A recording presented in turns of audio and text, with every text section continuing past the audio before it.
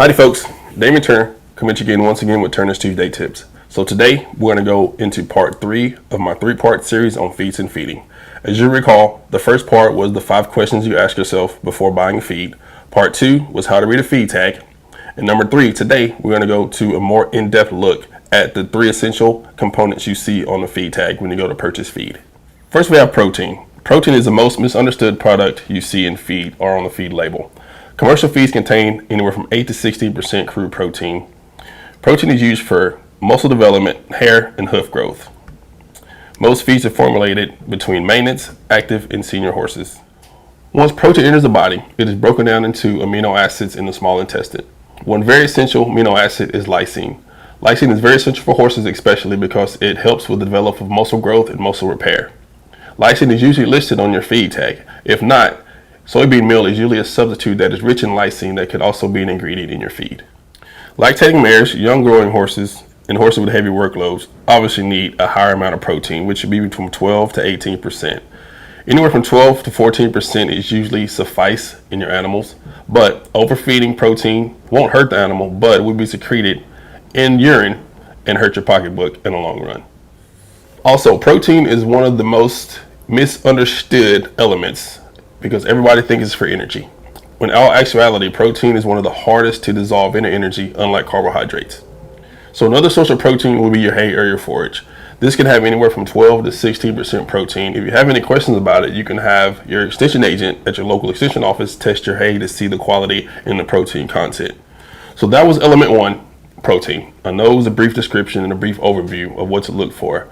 So if you have any questions, any comments, concerns, please feel free to email me at any time. We can go more in depth on the protein aspect of your feed.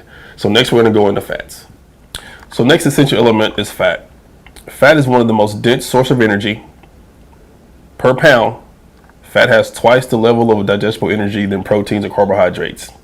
Most feed labels read anywhere from 12 to 8% fat on their label. And higher fat also means higher energy. So fun facts you might not know. Horses should not have a gallbladder, so therefore it's harder for them to digest and utilize a really high fat content diet. So please be mindful that feeding a high fat diet is not always the best option for your horse. So also some things you might find on your label that contain fat could be soybean meal, rice bran, or corn. Remember, since fat is an easily highly digestible, dense source of energy for your animal, if you ever see any type of mannerism changes or things of that nature, you might want to consider adjusting the levels of their feed or their fat content in their feed up and down depending on your needs for your animal. So the next essential element we have is fiber. Fiber provides a low amount of energy, essential to the digestive system. Feed labels can show anywhere from 7 to 12%. Lower fiber feeds are easy to digest. The lower the fiber, the higher the digestible energy. And remember that horses need 1 to 2% of their body fat a day in forage to maintain healthy digestion and healthy nutrition. So we've talked about the 3 most essential elements you see on your feed tag, which is protein, fat, and fiber. So one element we didn't talk about that's very important is water. Water is one of the most essential elements you need to have healthy nutrition in your animal. A basic horse could drink anywhere from 5 to 15 gallons of water per day. So you should always have adequate and free choice water for your horse at all times. And also remember that adequate water can prevent dehydration, any type of impact and colic issues your horse may have with its digestion and its insides. As always, thank you very much for joining me on Turner's Tuesday Tips. So like I said before, this is part 3 of my 3-part series on feeds and feedings. And don't forget to like and subscribe to my YouTube channel, Shades of Agriculture with Damien Turner, and also go like my new page on Facebook. Damien Turner also could be found under Shades of Agriculture. So once again, thank you very much. If you have any questions or comments, emails down below. And I'll see you next time.